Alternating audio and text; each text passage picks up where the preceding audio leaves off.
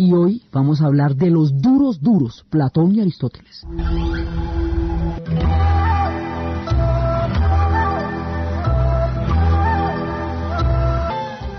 En Grecia, como habíamos visto en el programa pasado, se dio un paso muy importante en materia de interpretación de la realidad. Hay una interpretación mitológica del mundo, la cosmovisión, todas las historias que tienen las verdades de los corazones humanos, que son las que se encuentran en los mitos. Y hay otra manera de interpretar el mundo, que fue a través de la búsqueda de razones de un origen común a la creación del hombre, de una causa interior de la tierra que pudiera explicar su comportamiento más allá de la voluntad de los dioses, sin cuestionarla. Ellos no cuestionan la mitología, abren otro espacio, otro archivo distinto. Esto es otro cuento. Y se sientan a especular y a preguntarse y a establecer una serie de preguntas alrededor del origen, alrededor de la naturaleza, alrededor de la esencia. Y con estas preguntas van creando lo que llamamos filosofía en Occidente.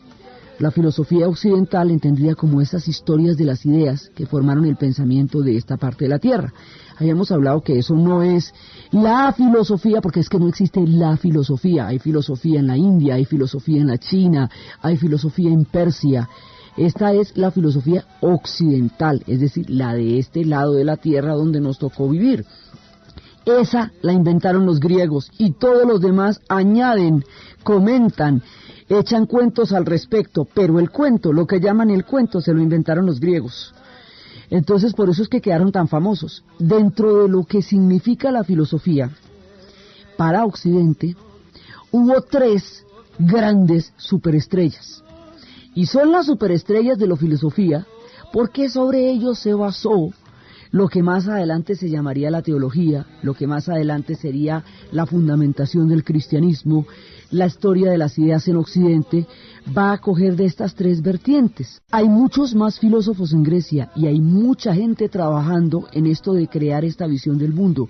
Estaban los presocráticos que habíamos nombrado la vez pasada y habíamos comentado cómo predecían eclipses, hablaban del átomo, mostraban el fuego como en el caso de Heráclito, y después, claro, cuando uno ve esos documentales de Planeta Tierra, cómo el fuego está produciendo desde el fondo del océano más magma terrestre, uno dice, bueno, sí, tiene su chiste.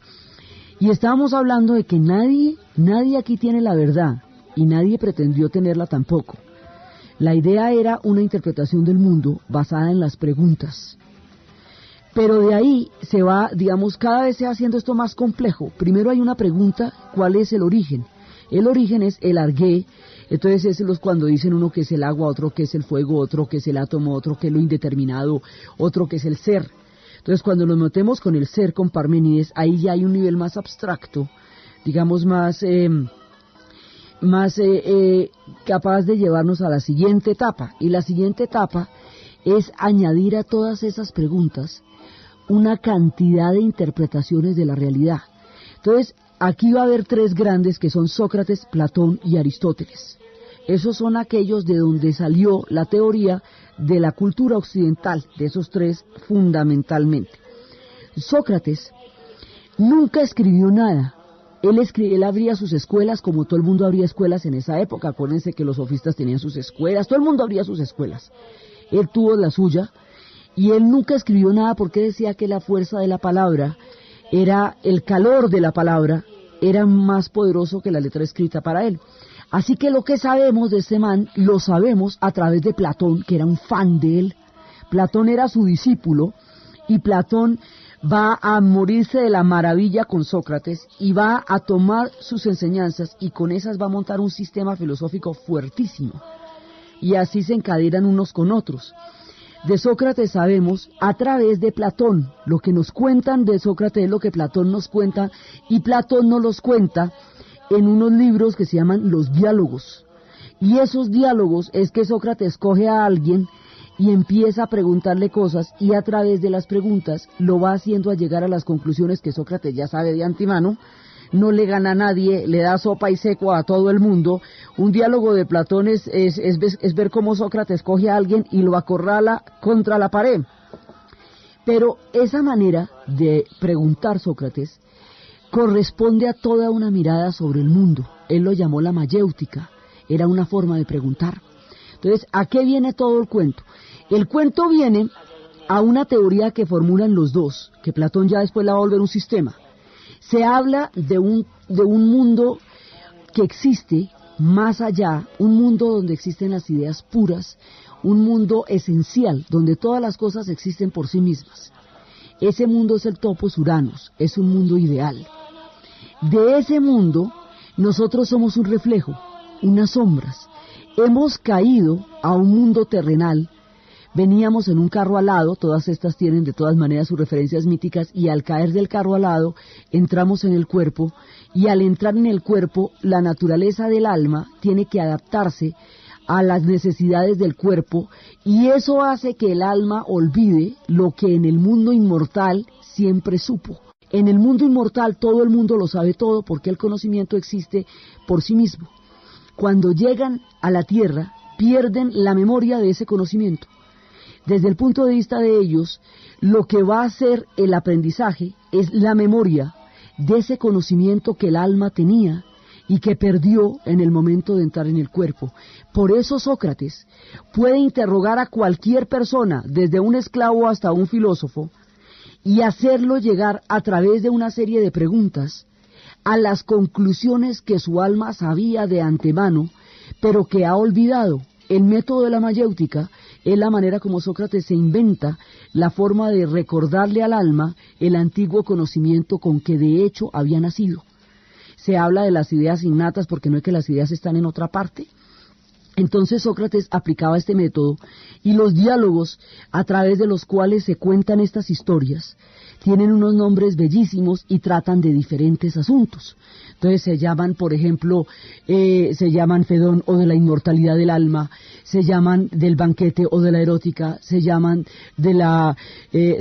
Lisis o del valor, Laques o de la poesía, Cratilo o del lenguaje, se llaman de muchas maneras, siempre son un nombre y un tema. Y es alguien a quien están hablando.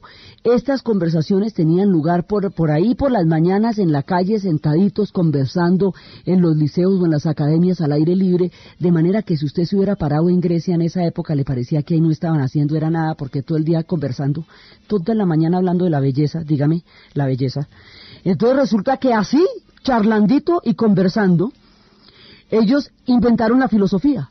Su idea no era hacerla complicada, sino esclarecer los contenidos de las esencias del mundo, meterse con lo más profundo de las cuestiones humanas y hacerlo visible y claro para los demás. Entonces conversaban y era a través de estos diálogos. Ellos tenían muchos eventos, muchos banquetes, pero entonces en lugar de echar chismes y de rajar de los demás, hablaban de la naturaleza del alma, hablaban de la condición del ser, hablaban del conocimiento, y eso les parecía realmente divertido. Y haciendo todo esto, crearon la filosofía. Y la filosofía se creó como una aventura del conocimiento. Se creó como un encuentro absolutamente mágico y retador de lo que podría ser el origen del hombre. Era un reto fantástico, no tenía nada que ver ni con lo acuartonado, ni con lo pedante, ni con no era ni siquiera una manera de batir a los demás. Era una puesta en común para interpretar el mundo. Ese es el origen de la filosofía occidental. Y esto es lo que ellos van a hacer a punta de charlas, es construir sistemas como edificios gigantescos, unas cosas así impresionantes, a través de las cuales se van mirando las diferentes ideas con las que el hombre se explica a sí mismo el mundo. Es cuando empiezan a explicarse el mundo a través de las ideas y no a través de los mitos. Son explicaciones distintas, ni verdaderas ni falsas unas ni las otras, son distintas, solamente distintas. Diferentes lenguajes de aproximarse a la realidad. Entonces ellos empiezan a conversar y todo esto se va dando en los diálogos. Por ejemplo, hay cuestionamientos como el lenguaje. Entonces hay uno que se llama Cratilo o del lenguaje. Entonces resulta que dicen, mire, el lenguaje tiene el problema de que puede tergiversar el pensamiento tanto que usted termine diciendo todo lo contrario de lo que estaba pensando. Que eso sucede con frecuencia, por eso existen los equívocos. Usted va y dice, no, pero si lo que yo le dije no era lo que yo estaba pensando, sino todo lo contrario. Entonces ahí hay equívocos. Usted entiende cosas totalmente distintas a las que se le están planteando, o habla cosas totalmente distintas a las que está pensando. Si habla mal, entonces tenemos que encontrar una manera en que el lenguaje se adecúe al pensamiento para que lo pueda transmitir con fidelidad y evite toda esa cantidad de equívocos que hacen que el pensamiento se vea trabado, tergiversado por el lenguaje que no es capaz de transmitir su verdadera esencia. Entonces hablan de un legislador del lenguaje. Se preguntan, todos los diálogos preguntan si el lenguaje es natural o adquirido, si los nombres de las cosas corresponden a sus esencias, o si los nombres son simplemente un acuerdo para denominar algo que no tiene nada que ver con el objeto del cual estamos hablando. Si lápiz tiene que ver con el objeto del lápiz, o si es simplemente una palabra para designar algo. Entonces empiezan a preguntarse todas estas cosas, hablan de una especie de legislador del lenguaje, alguien que supiera coordinar un lenguaje para poder hablar de la filosofía. A pesar de lo peligroso que eso puede hacer, porque el que controla el lenguaje controlaría el pensamiento, estas preguntas como tales son el origen de la lingüística y de toda la gente que estudia los idiomas como tales. Y así, con este poco de cosas, se van preguntando el universo y se van preguntando el mundo, y eso es lo que vamos a ver después.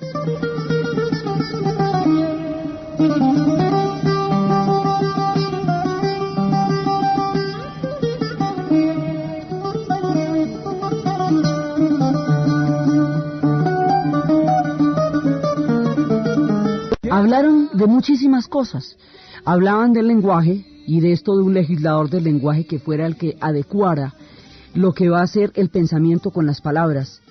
Y eso es una base importantísima de la filosofía, porque muchos filósofos más adelante van a tratar justamente este tema. Wittgenstein, en la época de los positivistas lógicos, va a intentar crear unos juegos del lenguaje que adecúen el pensamiento a las palabras. Heidegger también se va a inventar un lenguaje que pueda explicar su pregunta por el ser. Muchos filósofos de aquí en adelante van a preguntarse este asunto entre el pensamiento y la palabra, que también habíamos visto que los sofistas tenían, que decían que nada, uno no puede conocer nada y si lo puede conocer no lo puede comunicar. Estas preguntas van a generar toda la capacidad del estudio del lenguaje. Es la pregunta lo que es la clave. ¿Qué es el lenguaje? ¿Qué es el pensamiento? ¿Cuál es la relación entre el lenguaje y el pensamiento? ¿El lenguaje corresponde a la esencia de las cosas o es solamente una manera de llamarlas? Hablaron de esto, hablaron de la belleza y hablaron del amor. Y decían, sobre esto hay una teoría bellísima, porque decía que había míticamente un principio en que los hombres y las mujeres estaban en un solo cuerpo, que eran andróginos. La palabra era andróginos. Existían en un solo cuerpo, y un día los dioses separaron a este cuerpo unido de hombres y mujeres, que por sí solo era absolutamente autosuficiente, y los dividieron en mitad. Y así los hombres y las mujeres se necesitan, porque sus cuerpos piden la unidad que tuvieron en el origen de todos los tiempos, y por eso se buscan con ese deseo, porque es quien se quiere completar en el otro lo que es la esencia de lo que se llama el amor. Entonces ellos hablan de eso y hablan de la belleza y de la bondad, y hablan de las ideas como un mundo puro. En esas ideas existe la idea del amor de una forma pura.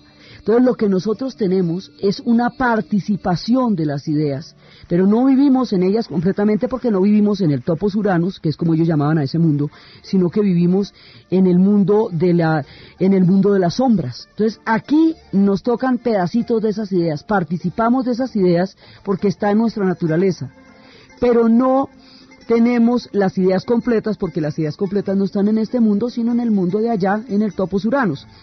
Entonces el amor siempre nos hace llevar a ese recuerdo del alma de cuando fuimos uno solo, y nos hace amar la belleza, y nos hace amar la bondad, y nos hace amar las ideas, y nos hace amar el conocimiento. Y esas historias de dos personas que se aman a partir de los espíritus es como en la tradición popular se conoció el amor platónico, que es un amor a partir de los espíritus. Esos amores se dan en el mundo de las, digamos, en el recuerdo del mundo de las ideas. Entonces, en ese sentido, el concepto de amor que ellos tienen es muchísimo más amplio, porque es toda la gama de relaciones con el mundo a través de los sentimientos y de la dulzura del alma, que recuerda aquello que alguna vez fue y aquello de lo que carece. Y ese recuerdo y esa carencia se va volviendo el amor. Hablaron de eso, hablaron de la inmortalidad del alma, porque el alma para ellos es inmortal per se, no es que viene de otro mundo que es el verdadero. Entonces, esa inmortalidad del alma es la base del cristianismo, cuando mucho más adelante se empieza a organizar la teología y se tomen estos pensamientos como bases para lo que se va a relacionar más adelante. Se habla de un mundo en el cual, como las cosas son verdaderas y existen por sí mismas, que es el mundo de las ideas y el topos uranus, lo que nosotros vemos aquí son sombras, son reflejos de unas ideas que están en otra parte y que por eso nosotros no podemos comprender a complejidad en todo su sentido y su dimensión. Para explicar esto, Platón se inventó un cuento que lo haría absolutamente famoso, el cuento de la caverna. El cuento de la caverna es que si usted está amarrado y está viendo en el fondo de una oscura cueva, hay una vela por detrás, hay fuego atrás. El fuego transmite las sombras del mundo que hay a la salida de la caverna.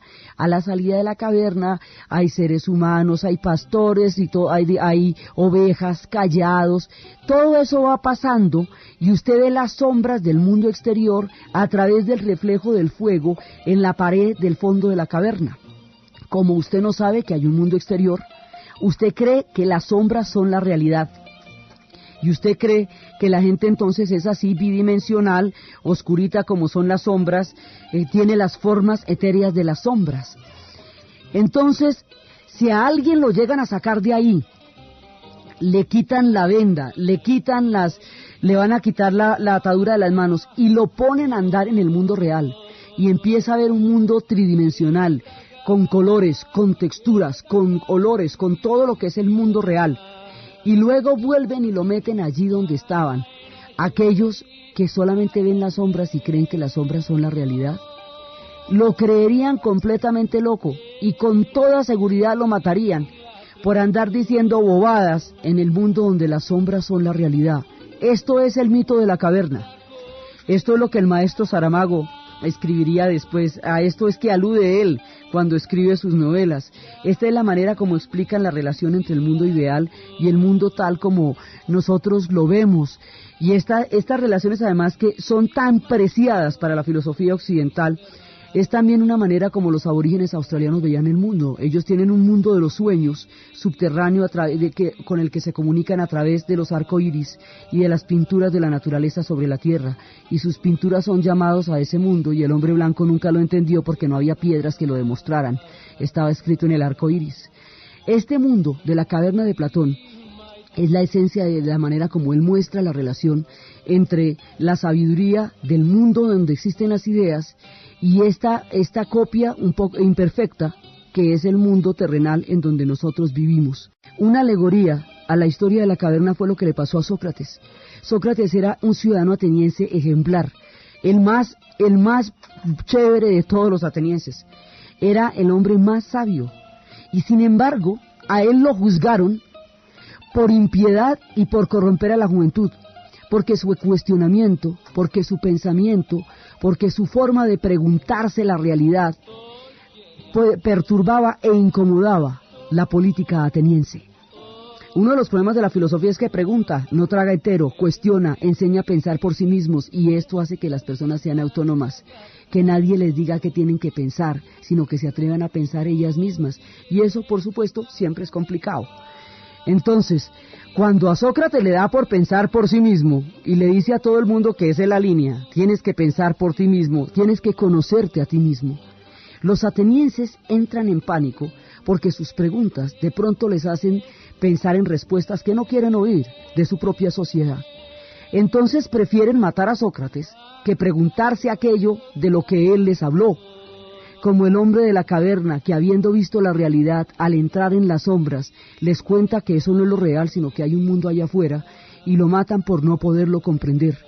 Una de las vergüenzas más grandes de la historia de los atenienses es el proceso que llevó a la muerte de Sócrates. A él lo condenaron los ciudadanos atenienses a beber la cicuta, y él aceptó porque respetaba tanto la democracia que se atenía al dictado de la democracia. Y si la democracia decía que esa era su condena, él la aceptaba de buen grado porque él aceptaba la ley de Atenas en la medida en que él también había contribuido a la creación de la democracia y debía atenerse a sus leyes. Y él bebe la cicuta, y hay un diálogo donde esto se explica, es Fedón o la inmortalidad del alma, donde él está con todos sus amigos en la cárcel en el momento que se está bebiendo la cicuta. Y cuando se cumple este acto, esta ejecución por su propia mano, todos los amigos lloran, compungidísimos, eso, la tristeza los embarga de una manera terrible, pero Sócrates fresco, no, todo bien, sin problema. Y dice, pero oye, tú tan tranquilo, contame, ¿y esto por qué? Entonces dice, porque él creía tan fuertemente en lo que predicó y enseñó, que de acuerdo con su propia teoría del mundo, él volvía al mundo de las ideas. ¿Cuál era el afán? Él volvía al mundo de donde estaban las ideas en estado puro. Se iba a encontrar con los grandes amigos que habían llegado a ese mundo antes que él. Iba a contemplar el conocimiento en toda su magnificencia, en toda su profundidad, sin las limitaciones que el mundo carnal impone al espíritu para conocer la realidad pura de las cosas. Entonces él no tenía ninguna tristeza, porque la profunda creencia en aquello que enseñó lo situaba a las puertas de aquello que tanto predecía, que tanto predicaba. Entonces él muere con la consecuencia de su pensamiento político y con la profundidad de su pensamiento filosófico y espiritual, en absoluta paz ante el llanto desconsolado de los amigos y la posterior vergüenza de Atenas, que tan pronto vieron el cadáver, se dieron cuenta que la habían embarrado de manera suma, terminaron lapidando a uno de los que lo condenó a muerte y terminaron desterrando al otro y avergonzándose profundamente de haber hecho semejante ignominia, pero bueno, el daño ya estaba hecho para los atenienses. Sócrates estaba donde siempre quiso estar, en el mundo de las ideas. Este personaje va a influir, pero de aquí en adelante el pensamiento, pues tanto que los filósofos que hablaron antes que él se llaman presocráticos. Con eso nomás le digo, es una manera, o sea, antes y después de él se clasifica la historia de la filosofía. Entonces Platón, que es su discípulo, coge sus ideas y las va volviendo todo un sistema filosófico. Entonces Platón habla del mundo de la caverna, además el mundo de la caverna tiene una increíble analogía con el cine, donde se proyectan imágenes que no están ocurriendo en la realidad, tienen su realidad en otra parte, están proyectadas, son imágenes que salen de un aparato donde no están ocurriendo en la realidad. Son muchas maneras como la caverna de Platón se nos presenta en la actualidad, cuando hay sociedades totalmente restringidas que no pueden ver más aquello, más allá de las sombras en las que están envueltas, y hay todo un mundo por fuera, del cual no tienen ninguna noticia, viven en la caverna de Platón. Hay muchas maneras de habitarla. Platón habló de esto. Platón habló de los gobernantes como una élite de personas que debían conocer el sentido de la justicia para poderla ejercer, que debían conocer el sentido de la comunidad para poderla llevar. Hablaba de una élite de conocedores, de aquellos que tuvieran más cercanía con el mundo de las ideas, para que estuvieran en mayor posibilidad de conducir una sociedad. Creía en un gobierno de la gente más capaz. Y cuando hablaban de aristocracia, no hablaban de una clase social a la que pertenecían, sino hablaban de una clase de conocimiento. Era una categoría del conocimiento cuando Platón habla de eso en la República o de las leyes.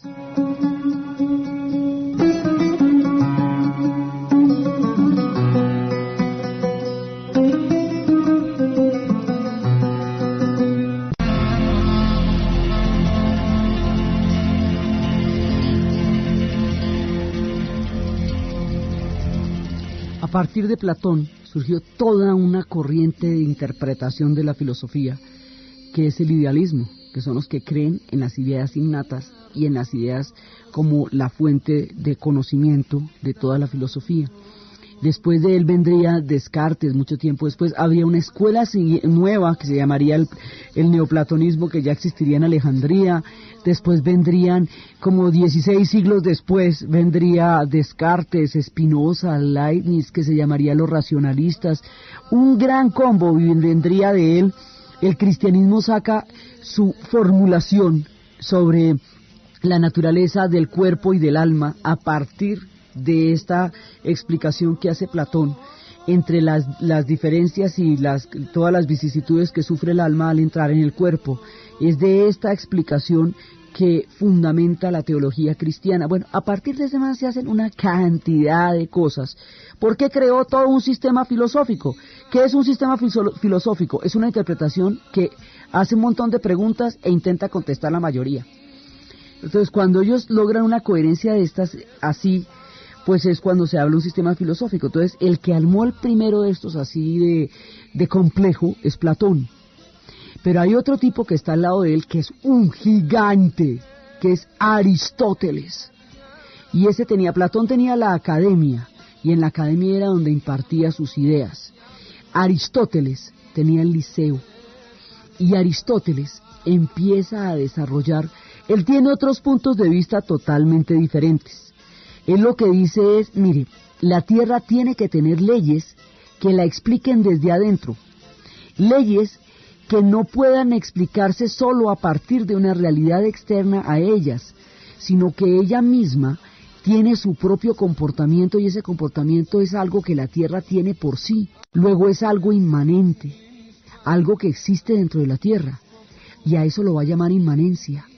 Y él se va a dedicar a estudiar las leyes de la naturaleza, y él se va a dedicar a estudiar el tipo de cuerpos que él ve. Él ve una vida vegetativa, que es la de los vegetales, y él cree que todos esos son principios del alma, que son funciones nutritivas, que son funciones alimenticias. Él ve una vida de los animales, que es la que se mueve, y él ve una vida intelectual, que es la que razona, y empieza a hablar de estas escalas. Él habla de la política también, dice que el hombre es un animal político, y que su relación con el mundo está determinada por eso, es decir, un animal de comunidad, que vive en las comunidades y que solamente dentro de ellas se halla y tiene sentido. Por eso para los griegos la palabra libertad viene de eleuteros, que significa pertenecer a un grupo, porque solo se era libre en la comunidad con los hombres, no en el aislamiento fuera de ellos, y por eso la peor pena que había en Grecia era el destierro, porque era excluirlos de la comunidad de los hombres.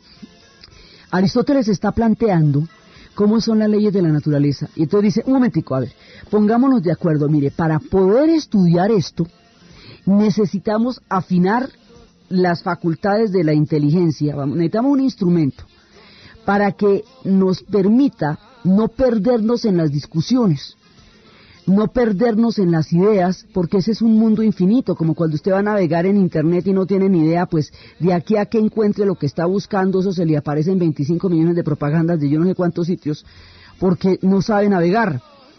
Para navegar en el mundo de las ideas, se han inventado un servidor, un instrumento que equivale a un servidor de internet, que equivale a un compás y a una brújula para los que navegan en los mares, que equivale a un instrumento de navegación, la lógica. Entonces dice, mire, esto es un instrumento de alta precisión, simplemente afinamos el pensamiento de una manera tal que tengamos instrumentos para poder abordar la realidad y conocer mejor.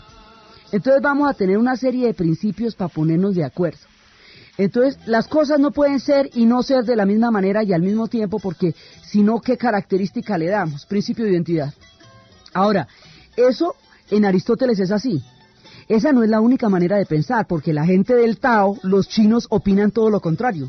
Dicen que las cosas son y no son de la misma manera y al mismo tiempo, y de esa vertiente, digamos, de esa nueva manera de pensar, que fue como pensó Heráclito, es que saldría la filosofía de Hegel. O sea, no es la única manera de pensar, es la de Aristóteles, pero es que esta sí nos determina a todos, porque toda la gramática está estructurada sobre las leyes de la lógica. La lógica da los principios de deducción. Entonces usted puede deducir a partir de una premisa una información que no está contenida en ella. Por ejemplo, una premisa es una frase, es que ellos le ponen palabras a las cosas, pero es lo mismo. Entonces usted, Juan es inmortal, y entonces todos los hombres son inmortales. Juan es hombre, luego Juan es inmortal. Ahí estamos deduciendo la condición de inmortalidad de Juan a partir de la condición de hombre que tiene Juan. Eso es un silogismo. Eso es básicamente, eso es parte del instrumental con el que vamos a conocer. Eso se llama la deducción. Y la deducción es lo que usted aplica para inferir cualquier cosa. Cuando usted se reúne con alguien y empiezan a tratar de reconstruir una historia, están deduciendo muchas cosas. La novela policíaca no sería posible sin el método deductivo. No serían posibles las historias de intriga. Hércules Poirot no podría averiguar quién realmente mató a aquel señor en el Expreso Oriente si no existiera el método deductivo. Toda la medicina forense no existiría si no existiera el método deductivo también, porque tiene que deducir una serie de elementos. Entonces el tipo se inventó cómo a partir de grandes realidades usted va a deducir cosas pequeñas. Y esto llegó a perfeccionarse tanto que los empiristas encontraron el camino inverso, cómo a partir de cosas muy particulares usted va a deducir cosas grandes.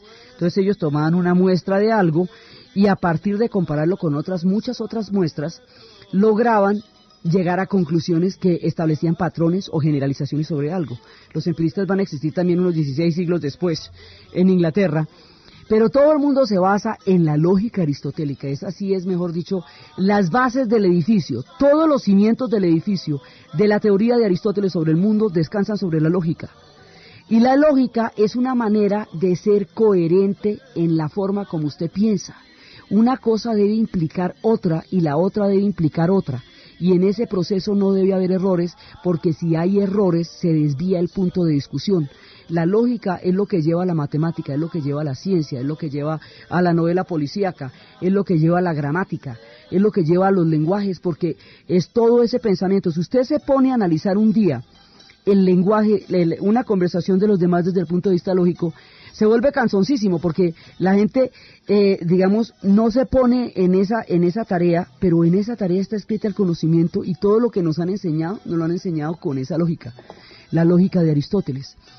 Entonces esto se vuelve una herramienta de alta precisión que le permite a usted a empezar por formular una idea, desarrollarla hasta el final y concluir algo a partir de la idea que planteó. Ese trayecto lo puede hacer porque tiene la lógica, si no se perdería. Si no, cada rama, cada asociación y cada patica que le saliera la idea que usted está diciendo, sería un punto por donde usted se desviara y terminaría hablando a poco que como Cantinflas, porque precisamente la carencia de Cantinflas es la lógica formal. Su discurso carece de cualquier contenido lógico y eso es lo que lo hace tan divertido. Entonces, cuando en América Latina existe una categoría para hablar sin ninguna lógica y se dice cantinflesco, cuando usted no tiene, lo que dice no tiene ni va ni viene, ni patas ni cabeza. Cuando se dice que algo no tiene ni patas ni cabeza, se dice que carece de lógica. Entonces Aristóteles nos dio el compás, el astrolabio, la brújula, el servidor, el navegador, lo que usted quiera, nos dio el instrumento de alta precisión para que el pensamiento pueda navegar por el mundo de las ideas sin perderse. Acá hay nada. Eso fue lo que nos dio, entre otras muchas cositas. Entonces él empieza a aplicar todo esto, bueno, todo esto se va para la matemática derechito, porque las matemáticas se basan en esos principios, pero él empieza a aplicarlo también en la manera como describe el mundo. Entonces él dice, mire, la materia, las cosas. La materia tiene características, tiene color, tiene volumen, tiene forma. Entonces existe algo un algo primero que es la materia, y que es la sustancia, y una característica de eso. Entonces vamos a ver qué características tiene. Y a partir de eso empieza a describir la naturaleza, de acuerdo con lo que él quería, que era entenderla desde ella misma. Pero claro, siempre que nos metemos con la naturaleza, nos toca averiguar quién la creó, porque no ve que eso sí queda claro, que no nos la inventamos nosotros. Entonces dice, bueno, si toda la naturaleza, como por sí misma, existe, tuvo que haber un principio, el origen, otra vez, el argué. Tuvo que haber un principio de la vida y del universo. Y a ver si esta pregunta no la hemos hecho toda la vida. Entonces, ese principio tiene que ser algo que genera el movimiento. Pero, porque el movimiento es la esencia de la vida. Algo generó el movimiento, algo empezó, hubo un principio. Pero si ese principio se moviera, dejaría de ser idéntico a sí mismo. Entonces, ¿cómo vamos a hablar de ese principio? Hubo un motor, digamos, algo que empezó a generar la vida. Entonces él hablaba de un motor que no se moviera, un motor inmóvil, porque genera el movimiento, pero él mismo no lo posee. Entonces el tipo dice, mire, usted tiene dos posibilidades, lo que es y lo que puede llegar a ser. Lo que es el acto, y lo que puede llegar a ser es la potencia. Un niño es un adulto en potencia, un adulto es un viejo en potencia. el acto es el ser niño en este instante en el que estamos hablando. Entonces hay algo que somos en este momento y algo que vamos a llegar a ser. El movimiento entre lo que somos y lo que vamos a llegar a ser es la manera como el mundo se ha creado y es precisamente el movimiento del acto a la potencia. O sea, de entre lo que somos y lo que podemos llegar a ser. Entonces, para poderlo inventar el mundo, alguien o algo tuvo que ser acto mismo y generar las potencias para que todo lo demás se convirtiera poco a poco en la Tierra y en el universo y en el cosmos, porque como estos eran astrónomos, entonces su idea del mundo es cósmica, gigantesca. Entonces la pregunta por el universo, y esto es lo mismo que se pregunta Steve Hawking, y es lo mismo que se pregunta la ciencia todavía tal cual, y cada vez que hay una exploración espacial volvemos a las mismas preguntas de Aristóteles: ¿quién generó todo esto? ¿Quién fue el inventor? Entonces él formula la teoría de un motor inmóvil, un motor que fue el que generó la posibilidad de que las cosas sean y lleguen a ser, pero que él mismo, para que no se desvíe de su propio ser, es un motor inmóvil. Esa teoría del motor inmóvil es la teoría de donde otra de las formas en las que el cristianismo va a explicar la creación desde el punto de vista de la teología. Entonces, lo que más adelante San Agustín va a coger todas las teorías de Platón y a partir de eso va a desarrollar la idea de la ciudad de Dios y la ciudad terrena, la idea de lo urbano y lo cívico, y de Aristóteles va a coger Santo Tomás de Aquino todas las teorías y con eso va a crear su nueva forma de ver el mundo. Entonces la teología cristiana va a concebir a Dios como un motor inmóvil, como dijo Aristóteles, va a concebir la relación entre el cuerpo y el alma como la relación entre un mundo de las ideas y un mundo real, como lo dijo Aristóteles, un mundo copiado de allá, y a partir de estos nuestra idea del mundo subyace en las conversaciones que estos tipos tenían por las mañanas con los demás amigos, donde fueron creando la filosofía y el mundo.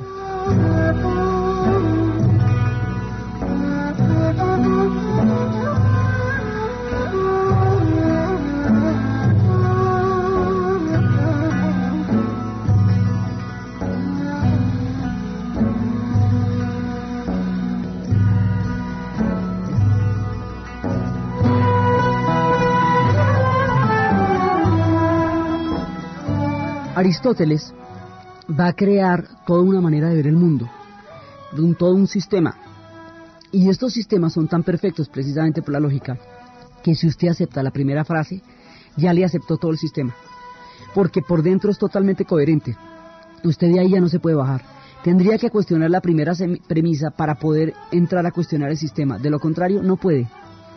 Entonces, así es que se arman estos edificios gigantescos. Se llaman sistemas porque contestan muchos tipos de preguntas. Hablan de la política, hablan de la ética, hablan del conocimiento, hablan de la sociedad, hablan de muchas cosas, hablan del origen del mundo, hablan del ser. Entonces, a cada una de estas preguntas, los griegos la llamaban de la manera como se definía el objeto que estaban estudiando. Entonces los que van a preguntarse por el ser, pues van a hablar de la ontología, porque ontos significa ser en griego. Los que se van a preguntar por el conocimiento, entonces van a hablar de la epistemología, porque episteme es una parte del conocimiento, y así. Entonces, las palabras con que se designan estas preguntas son las palabras del pedacito por el cual usted está preguntando. Pero como son nombres griegos y usted le agrega el logía, que es logos, que es pensamiento, que es razón, entonces se volvieron palabrotas, rarotas. Entonces esto quedó la epistemología, la ontología, y todas esas cosas así de complicadas, cuando en realidad es la pregunta por el ser, la pregunta por el conocimiento, la pregunta por la política, la pregunta por la moral y la ética. No es más, sino que le pusieron los nombres del idioma que ellos hablaban, y como el idioma que ellos hablaban era griego, al crear estas palabras, al llegar hasta nuestros días, estas palabras pues suenan rarísimas, como suenan las de la medicina, pero era la manera como ellos hablaban y nombraban las cosas con el idioma que tenían, no era más. Entonces, las ideas que están contenidas detrás de esto son tan importantes y tan valederas a lo largo de los tiempos que no hay que dejarse asustar por las palabras, son solamente formas de referirse a una pregunta, pero lo importante es la pregunta. Entonces Aristóteles empieza a desarrollar todo este sistema de pensamiento y le va a dar una organización mental y filosófica a la creación, una creación filosófica. No niega a los dioses en ningún momento, pero explica de otra manera el origen de la Tierra. Y es sobre estas otras explicaciones que se va dando la historia de lo que va a ser después la teología, de lo que va a ser después el racionalismo.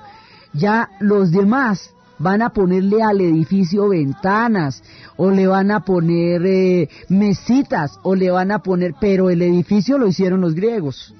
Por eso es que son superestrellas. Los demás ya lo van a pintar de otro color, le van a poner cositas, le van a poner cortinitas, pero a un edificio que dejaron hecho los griegos. Y este edificio es la catedral del pensamiento que ellos hicieron, la filosofía. Y esto lo hicieron ahí conversandito.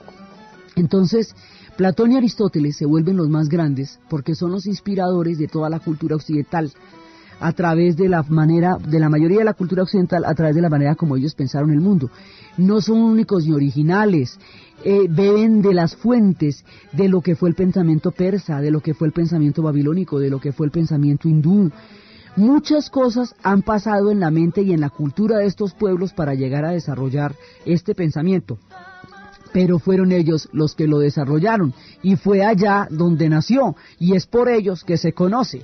Entonces por eso es que esta gente va a tener ese nivel de continuidad en el tiempo, porque todas las demás culturas que vengan de ahí en adelante cogen esta como base y la desarrollan y le añaden y le ponen y le hacen, pero básicamente es sobre esta que se van a montar. Entonces estos van a llegar a ser verdaderos gigantes mentales. Y Aristóteles va a tener teorías sobre todos, sobre la forma de gobierno, sobre la ética. Va a escribir un libro para su hijo que se llama Ética de Nicómaco, que Nicómaco se llamaba su hijo. Entonces claro, todo eso suena raro, pero si se llamaba Nicómaco también, es que eran griegos y hablaban en griego. Entonces todo lo raro que a usted le parezca, pues lo raro es del idioma, no de las ideas que hay ahí. Esto es un tratado de ética para decirle a un niño, a su hijo, cómo se debe comportar en la vida y cuál es el camino para alcanzar la sabiduría, de acuerdo con las cosas que él pensó acerca del origen del mundo, ¿no es más? Entonces, de esta manera va surgiendo el prodigio de la filosofía griega. Y esto está, como esta gente está integrada con los matemáticos porque son saberes, ellos no separaban los saberes no estaban separados en ningún momento, no eran cajones, ni eran materia, ni usted tenía por la mañana geometría, no, todo era una parte de explicarse el cosmos. Entonces me lo puedo explicar a partir de la geometría, a partir de los teoremas. Por ejemplo, Pitágoras formula la teoría del número de oro a través de la música y a través de la armonía, porque un día pasa y hay un tipo, un herrero con un yunque que está martillando, está con el yunque, está martillando el acero, el metal, y entonces él encuentra que el golpe del yunque tiene una sonoridad, y que esa sonoridad tiene una métrica, y que esa métrica corresponde a una música, y encuentra la relación entre la música y las matemáticas, y a partir de ahí formula la teoría. Entonces, Platón y Aristóteles, Pitágoras, Tales de Mileto, todos ellos están pensando de una manera integral el mundo, y lo más hollado era una sociedad que se dedicó a pensar en eso. Imagínense que pasaron como 8 siglos pensando en eso, y conversando y discutiendo y echándole cositas, y cómo te parece si tal cosa y tal otra. Era, digamos, uno de los prodigios de esta civilización, es haber pasado todos sus días concibiendo una imagen y una visión del cosmos, y una serie de preguntas sobre el universo, alrededor de las cuales este pueblo generó la filosofía. Por eso eran absolutamente brillantes, y no lo hacían para descrestar a nadie, lo hacían porque esa era la manera en que les gustaba vivir, porque vivieron para pensar. No vivieron para hacer billete, no vivieron para darse garra, aunque hicieran guerras terribles. Vivieron para pensar, y pensaron tanto que se inventaron la filosofía. Así eran de sensacionales. Junto con las grandes escuelas, hay otras 2 vertientes que también son muy importantes en la manera de ver el mundo. Son los hedonistas y los estoicos. Los hedonistas, estas son 2 posiciones contrarias, porque los hedonistas hablan del placer y los estoicos hablan de la vía de lo recto. Entonces, los estoicos quieren un camino recto que debe atravesarse al no desviarse de las condiciones del alma, que debe aceptar el dolor, que debe aceptar el sufrimiento, que debe aceptar la negación si eso es parte del camino que lo va a llevar a la perfección del alma. Son los que dicen que no sabemos si la vida tiene sentido en su conjunto, pero al menos estamos en la obligación de tratar de, por lo menos, reducir el sufrimiento humano y hacer posible una convivencia cada vez mejor entre los seres humanos. Eso dicen los estoicos, y de la manera como los estoicos van planteándose la ética de la vida, es que va a surgir la ética del cristianismo, mucho tiempo más adelante. Los hedonistas dicen todo lo contrario, dicen que el hombre debe vivir para el placer, que el placer es el que produce la felicidad, y que el placer es aquello que le da al alma la alegría, pero el placer tiene sus leyes. Esto lo formula Epicuro y la teoría se llama el hedonismo. Tiene sus leyes, un placer que en este momento es placentero, pero que me va a meter en un lío grandísimo después, pues no es placer, lo que es un lío. O sea, el placer por los problemas no es placer. El placer tiene que ser tiene que ser placer si tanto me produce alegría y placer en este momento como me lo va a producir en el futuro. Es la proyección de mis actos la que le da la condición al placer. Entonces ellos hablan del placer como una forma de vida que debe estar regulada por leyes que no hagan daño ni a quien lo proporciona, ni a los demás. Digamos, eso es una ética. No es, hoy por hoy el término hedonismo se utiliza de una manera peyorativa para las personas como que no les importa nada, no tiene nada que ver con esto. Esto es una manera de vivir. Entonces ellos dicen, para que el placer sea tal como lo pensamos, hay que rehuir el dolor. Hacerle el quite lo más que se pueda. Ahora, si ya nos tocó el dolor, pues nos tocó. Pero no hay que ponerle más tiza de la que tenga. Es decir, hay que minimizar el dolor en la medida en que eso nos aleja del placer. Estas son dos vías distintas. Si usted se mete en un viaje de dolor, pues ya no está en el hedonismo, está en el estoicismo. Y si usted se mete en un viaje de placer, ya no está en el estoicismo, está en el hedonismo, porque son dos caminos diferentes. Pero son dos caminos válidos, igualmente válidos para ver el mundo, uno de una manera y otro de otra. Entonces los hedonistas decían, si quieres hacer inmensamente rico a Pitocles, los nombres de ellos son así cacharros, si quieres hacer inmensamente rico a Pitocles, no aumente su fortuna, disminuye sus deseos. Porque si el hombre tiene una galla que no la aguanta nadie, nunca será feliz. Otra de las partes del placer es no conformarse, disfrutar aquello que tienes. Porque si no eres feliz con poco, no lo serás tampoco con mucho. Porque no eres feliz en ti mismo. Luego los deseos que se te cumplan o no se te cumplan no van a hacer diferencia, porque tú eres el que no eres capaz de ser feliz. Eso dicen los epicúreos, eso dicen los hedonistas. Dicen también que uno no debe sacrificarse en esa búsqueda de placer, pero en cambio que sí vale la pena morir por los amigos. Eso siempre lo dijeron como algo perfectamente claro, que por quienes valía la pena todo era por los amigos.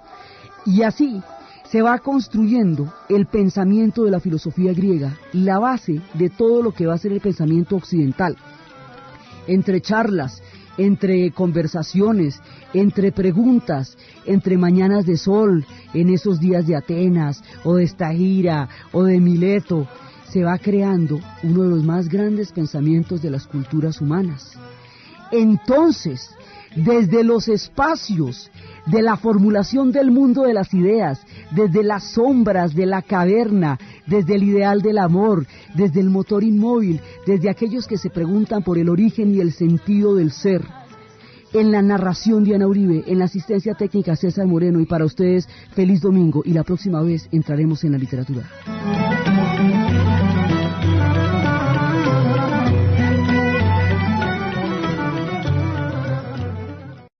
Los griegos. Entonces por eso es que quedaron tan famosos. Dentro de lo que significa la filosofía para Occidente, hubo 3 grandes superestrellas.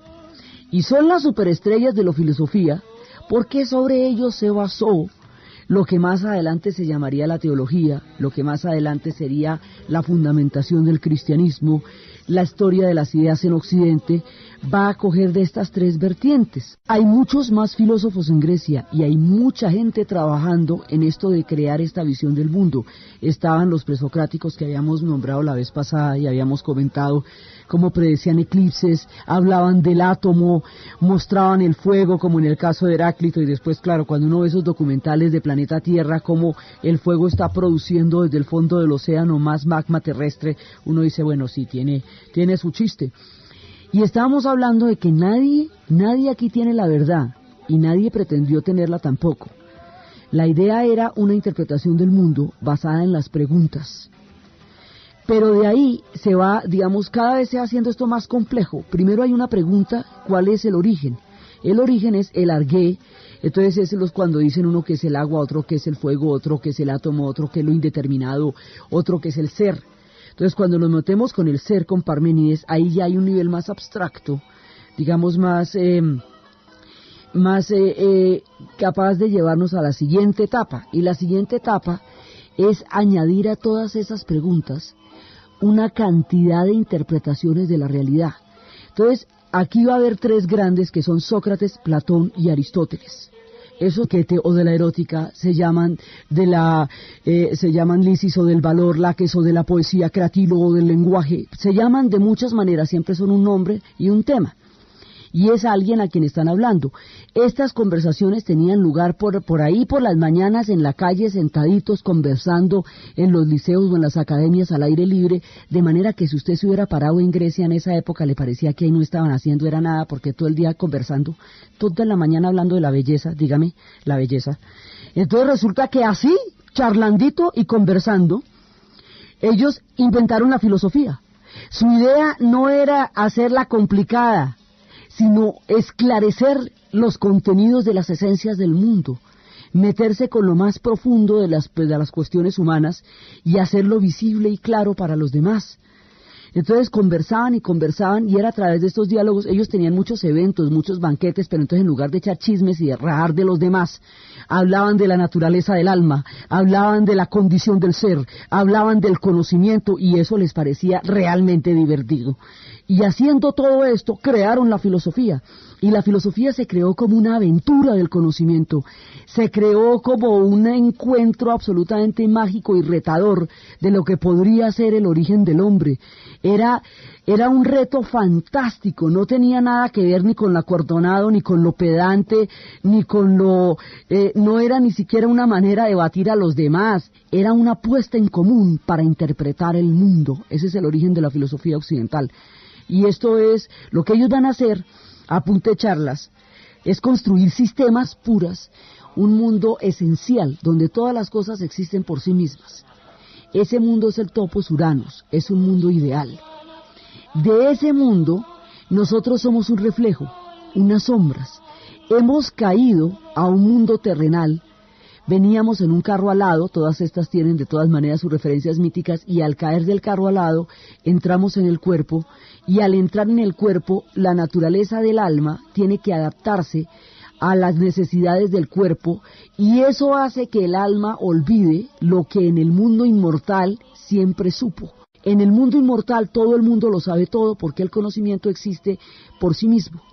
Cuando llegan a la tierra pierden la memoria de ese conocimiento. Desde el punto de vista de ellos, lo que va a hacer el aprendizaje es la memoria de ese conocimiento que el alma tenía y que perdió en el momento de entrar en el cuerpo. Por eso Sócrates puede interrogar a cualquier persona, desde un esclavo hasta un filósofo, y hacerlo llegar a través de una serie de preguntas a las conclusiones que su alma sabía de antemano, pero que ha olvidado. El método de la mayéutica es la manera como Sócrates se inventa la forma de recordarle al alma el antiguo conocimiento con que de hecho había nacido. Se habla de las ideas innatas porque no es que las ideas están en otra parte. Entonces Sócrates aplicaba este método, y los diálogos a través de los cuales se cuentan estas historias tienen unos nombres bellísimos y tratan de diferentes asuntos. Entonces se llaman, por ejemplo, se llaman Fedón o de la inmortalidad del alma, se llaman del banquete. Y hoy vamos a hablar de los duros, Platón y Aristóteles.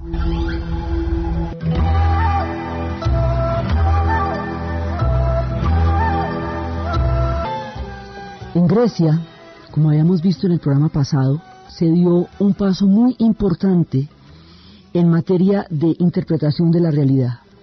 Hay una interpretación mitológica del mundo, la cosmovisión, todas las historias que tienen las verdades de los corazones humanos, que son las que se encuentran en los mitos. Y hay otra manera de interpretar el mundo, que fue a través de la búsqueda de razones de un origen común a la creación del hombre, de una causa interior de la tierra que pudiera explicar su comportamiento más allá de la voluntad de los dioses, sin cuestionarla. Ellos no cuestionan la mitología, abren otro espacio, otro archivo distinto. Esto es otro cuento. Y se sientan a especular y a preguntarse y a establecer una serie de preguntas alrededor del origen, alrededor de la naturaleza, alrededor de la esencia. Y con estas preguntas van creando lo que llamamos filosofía en Occidente. La filosofía occidental entendida como esas historias de las ideas que formaron el pensamiento de esta parte de la Tierra. Habíamos hablado que eso no es la filosofía, porque es que no existe la filosofía. Hay filosofía en la India, hay filosofía en la China, hay filosofía en Persia.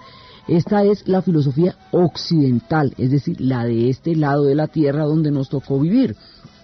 Esa la inventaron los griegos y todos los demás añaden, comentan, echan cuentos al respecto, pero el cuento, lo que llaman el cuento, se lo inventaron, son aquellos de donde salió la teoría de la cultura occidental, de esos tres fundamentalmente.